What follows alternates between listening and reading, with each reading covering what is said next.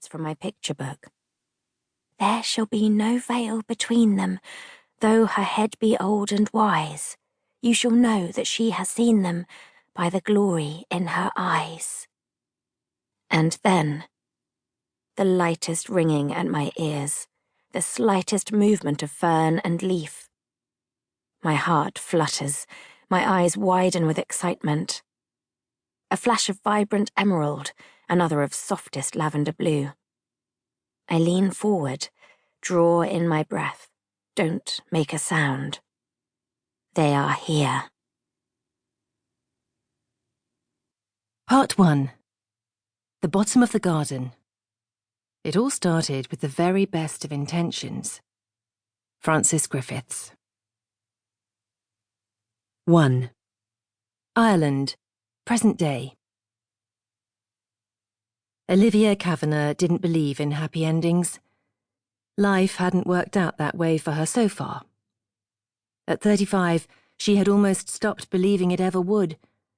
Almost, but not entirely, because there were moments, flashes, when she remembered who she used to be.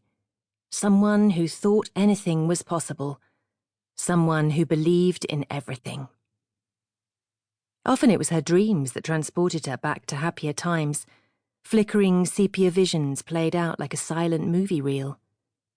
Sometimes it was a remembered fragment of a favourite bedtime story. The puka and the she, the good people of Irish folklore who'd crept from the torch-lit pages of her books to inhabit the wildest places of her imagination. And on special days, her memories were stirred by the familiar refrain of a song her mammy used to sing to her, madly operatic and wonderfully silly. She would hear the voice on the wind, a faint whisper at first, and then louder. "There are fairies at the bottom of our garden. It's not so very, very far away. You pass the gardener's shed, and you just keep straight ahead. I do so hope they've really come to stay." It was always a welcome burst of light among the shadows that clouded Olivia's heart. She heard the song now as she stood on the headland, face tipped skyward to savour the warmth of the sun on her cheeks and the tangerine glow it cast against her eyelids.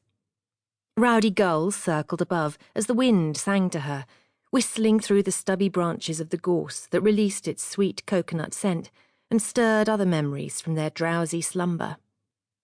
Picnics between rain showers, leaning into the wind and pretending to fly, laughter, love.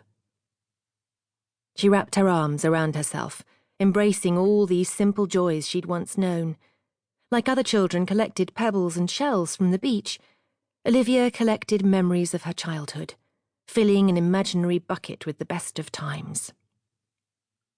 Yet she would gladly have emptied it for one more of her mammy's special hugs, one more encouraging smile, one more whispered, "I love you, Livy."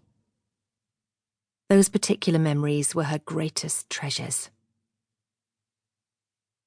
Opening her eyes, she absorbed the familiar view, the chameleon sea, green, then grey, then blue, the distant peaks of the Wicklow Mountains, the rhododendrons below, painting the headland in a parade of purple and pink. She made a frame with her thumbs and forefingers, squinting through it to find the best light and angle and composition. Something else she'd stopped doing and couldn't remember why. Her camera, like so many passions she'd once held, lay idle in a box beneath the bed. Where had she gone? That creative, independent woman. Where was she?